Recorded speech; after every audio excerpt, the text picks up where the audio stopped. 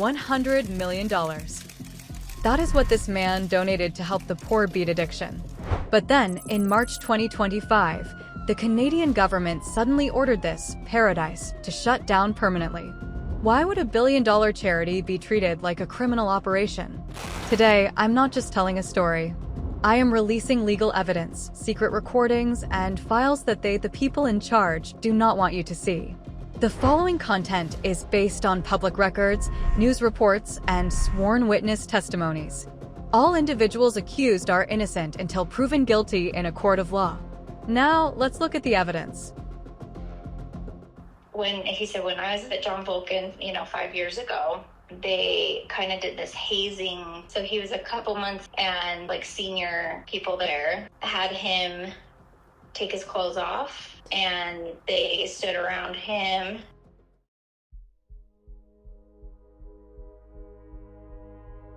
When you hear rehab, what do you think of? Therapy sessions? Yoga? Healing in a peaceful environment? We all believe that work is dignity, that staying busy helps addicts forget their cravings. But at JVA, labor wasn't therapy. It was slavery. Would you believe me if I told you students were allegedly forced to work 56 hours a week in Canada and up to 80 hours at locations in the US? They weren't working for the community. They were generating profit for the owners' private businesses, movers, farms, and supermarkets. Direct testimony from former participant Van Dan, who stayed for 16 months, confirms the model was systematic exploitation. I felt like I was there. I got used there just to work 6 days a week for free. I was supposed there to get help for for substance control, and they provided next to nothing practically. They called it life skills. Apparently, in their world, a crucial life skill involves getting gored by a water buffalo and working until your bones break for $0. Most people would call that a workplace lawsuit waiting to happen. They called it therapy. Think about it, operating heavy machinery and handling wild animals. But if you get hurt, you are on your own. No work safe, no coverage. Listen to Dawn Johnston, the mother of a tragic victim, describe her son's grueling schedule. He said, I've done all this work. The kid was working 12 hours, 13 hours. I can remember him calling at 6, 7 at night when they started at 5 in the morning. Jeez. And he's still out on the road, delivering. Working 13 hours a day. Zero pay? While the owner rakes in millions. That isn't rehab. That is labor trafficking. So, we have a workforce generating millions in profit for zero pay. This raises a critical question. If this is a charity, where is all that money actually hiding? The paper trail leads us to a disturbing answer.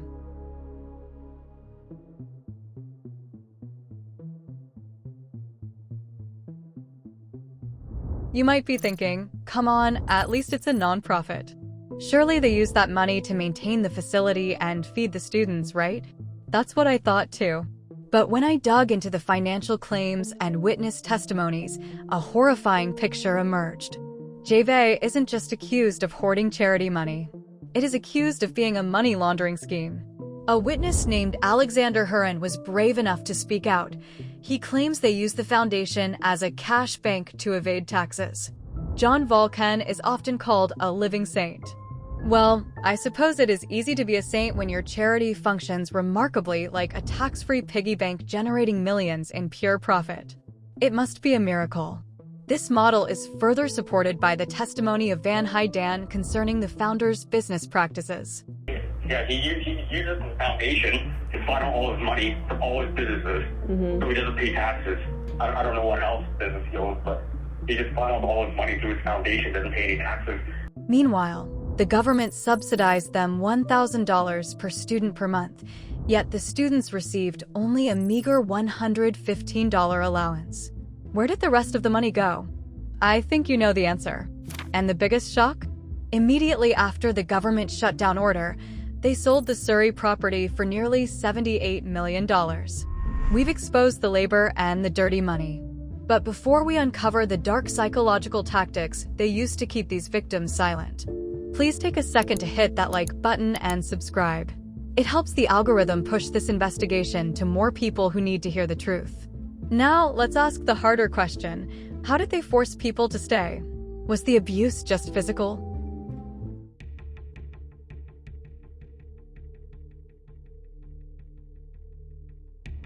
Okay, forget the money for a second. At least they helped people get sober, right? Even if the methods were a bit military style? No, they didn't use military discipline. They used brainwashing techniques from the Synanon cult. So, how do you know if you're in a cult? JVA's tactics fit the description perfectly. First, information control. No news, no phones, no outside world. They were allowed only one movie per week on Sundays, and all materials and phone calls were strictly regulated. Second, total isolation. According to regulatory findings, JVA enforced speaking bans. Residents were strongly encouraged not to talk to the opposite sex or anyone outside their family group. Cruelly, they enforced a 6-month blackout period, no contact with family or loved ones. And finally, false imprisonment. Residents reported having their passports confiscated. People were locked in rooms when they were sick. One person reported being interrogated for up to 18 hours in a locked room just for trying to leave. One anonymous woman revealed a heartbreaking reality. Her husband didn't just join the program, he became a director. To prove his loyalty, he straight up abandoned his wife and child, cutting them off completely to serve the academy. The Canadian government banned these practices in 2023. But JVA? They defied the order and continued these abuses into 2024. Why? Because the goal was control, not healing. And they had a rulebook to enforce it. Survivors described the LTC manual, a document where page 11 explicitly forbids discussing or contacting anyone who has left the program. Violating this rule resulted in immediate punishment. This is a classic cult tactic called shunning, ensuring that once you are in, you are cut off from anyone who might help you get out. They controlled their minds to ensure compliance. But psychological scars aren't the only danger. When these students physically broke down, who was there to catch them?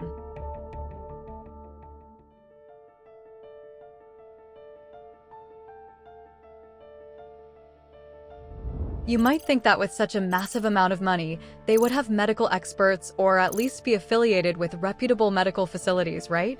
But the reality is much darker. Testimony points to gross medical negligence. Unqualified staff allegedly enforced the abrupt discontinuation of psychiatric medication, a dangerous practice that can destabilize anyone. And when emergencies happened, they didn't even bother to call the family. Listen to Van describe his terrifying ordeal. I had a medical issue while I was in there, and I was admitted to the hospital, and I was diagnosed with vertigo, and I was in the hospital for the whole day, and they didn't even contact my emergency contacts. My family told me, that I was in the hospital. They kept it a secret. I kept it a secret from my family. I had to call them myself to tell them. That's how bad it was.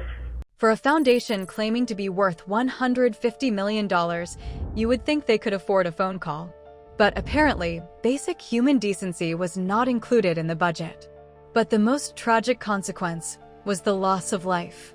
Kevin, the son of Don Johnston, died by suicide shortly after leaving the program. This wasn't random.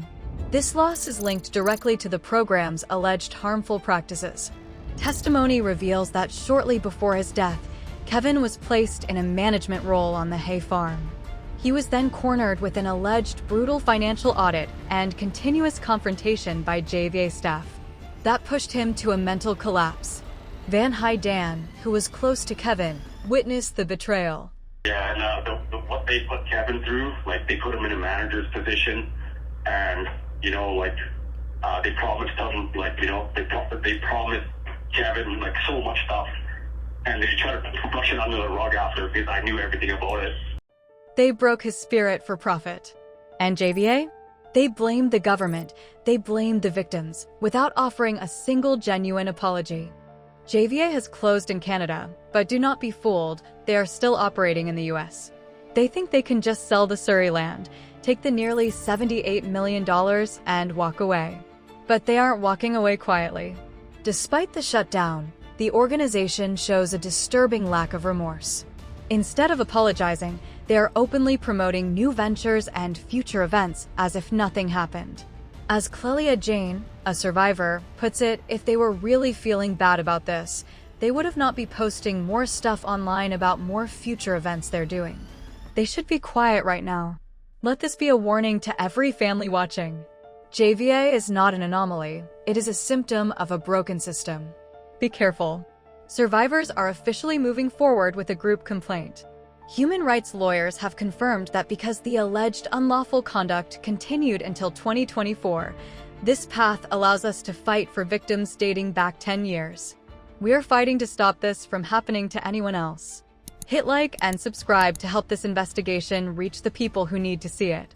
Together, we will force them to answer for what they did. The pursuit of justice is ongoing. Thank you for watching.